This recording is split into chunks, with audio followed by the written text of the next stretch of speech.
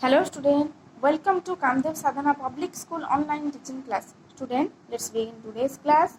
Open your book and listen to me. Sundarban is the Ganges Delta in India. India ର ତ୍ରିକୋଣଭୂମି ଅଞ୍ଚଳ ହେଉଛି କ'ଣ Sundarban on the border of Bangladesh. ବାଂଲାଦେଶର ବର୍ଡରରେ ଯୋଉ ଗାଙ୍ଗେସ ଡେଲ୍ଟା ଅଛି, ଡେଲ୍ଟା ମିନ୍ସ ତ୍ରିକୋଣଭୂମି, where the Ganges fall into the Bay of Bengal. ବେ ଅଫ୍ ବେଙ୍ଗଲ ବା ବଙ୍ଗୋପସାଗରରେ ଯେଉଁ ଗଙ୍ଗା ନଦୀ ଯାଇ ଯେଉଁଠି ପଡ଼ି ମିଶିଛି ସେଇ ତ୍ରିକୋଣଭୂମି ଅଞ୍ଚଳରେ ସୁନ୍ଦରବନ ଅବସ୍ଥିତ. There is a vast stretch of reserve mangrove forest.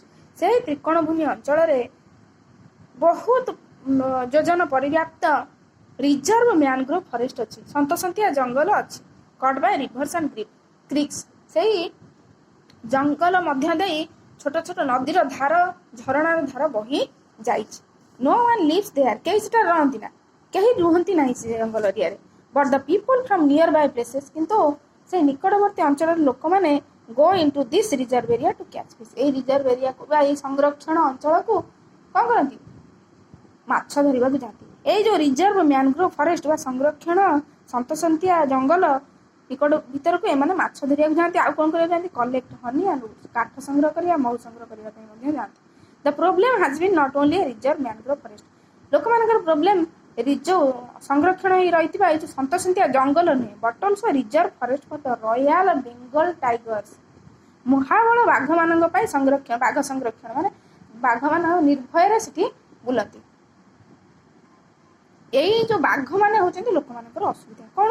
Since 1973 1973 ମସିହାରୁ ଯେତେବେଳେ ସରକାର ତାକୁ reserve forest for the royal Bengal ଟାଇଗର୍ସଙ୍କ ପାଇଁ ଘୋଷଣା କରିଦେଲେ, ସେ ସମୟରୁ ଲୋକମାନଙ୍କର ମୁଖ୍ୟ ଅସୁବିଧା ଥିଲେ royal Bengal tigers. About 500 royal Bengal tigers live there. 500 ପାଖାପାଖି ମହାବଳ ବାଘ ସେ ଜଙ୍ଗଲରେ ରୁହନ୍ତି. କମ୍ପେୟାର ଟୁ ଅଦର ଟାଇଗର୍ସ, ଅନ୍ୟ ବାଘମାନଙ୍କ ତୁଳନାରେ the royal Bengal tigers are bigger, stronger and more dangerous. ବଡ଼ ଆକାରରେ ବଡ଼, ଶକ୍ତିଶାଳୀ ଏବଂ ଅତ୍ୟଧିକ କ'ଣ ବିପଦପୂର୍ଣ୍ଣ ହେଉଛନ୍ତି ରୟାଲ ବେଙ୍ଗଲ ଟାଇଗର୍ସ ଅନ୍ୟ ବାଘମାନଙ୍କ ତୁଳନାରେ. while other tigers normally do not attack people, ଯେଉଁଠି ଅନ୍ୟ ବାଘମାନେ ସାଧାରଣତଃ ହଠାତ୍ ଲୋକମାନଙ୍କ ଉପରୁ ଆଟାକ୍ କରିନଥାନ୍ତି, କିନ୍ତୁ ରୟାଲ ବେଙ୍ଗଲ ଟାଇଗର୍ସ ଆଟାକ୍ କରିଥାନ୍ତି ମଣିଷଙ୍କ ଉପରୁ. They even swim in rivers and climb of boats to attack fisherman. ସେ ଏମିତିକି ନଦୀରେ ମାଛ ମାରିବାକୁ ଯାଇଥିବା ଫିସରମ୍ୟାନ୍ ମାନଙ୍କ ଡଙ୍ଗାକୁ ମଧ୍ୟ ପହଁରି ପହଁରି ଯାଇକି ଡଙ୍ଗା ଉପରକୁ ଚଢ଼ିକି ଲୋକ ଫିସରମ୍ୟାନ୍ ମାନଙ୍କୁ ଆଟାକ୍ କରନ୍ତି.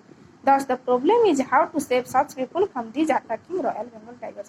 ତେଣୁକରି ଅସୁବିଧା କ'ଣ ଥିଲା? କେମିତି କ'ଣ ଲୋକମାନଙ୍କୁ ଏ ରୟାଲ ବେଙ୍ଗଲ ଟାଇଗର୍ସଙ୍କ ଆଟାକ୍ରୁ ବଞ୍ଚେଇବା. ଅଯଥାରେ ବହୁତ ଗୁଡ଼ିଏ ଲୋକ ଯିଏ ବି ଜଙ୍ଗଲକୁ କାଠ କାଟିବାକୁ ବା ମହୁ ସଂଗ୍ରହ କରିବାକୁ ବା ମାଛ ଧରିବାକୁ ଯାଉଥିଲେ, ଅଧିକାଂଶ ସମୟରେ ବାଘ ଶିକାର ହେଉଥିଲେ. ତେଣୁ ଏଇ ଲୋକମାନଙ୍କୁ ସୁରକ୍ଷା ଦେବା କେମିତି ସମ୍ଭବ ବାଘମାନଙ୍କ ଠାରୁ, ସେଇଟା ଥିଲା ପ୍ରକୃତ ସମସ୍ୟା. So student, that's all for today. Thank you.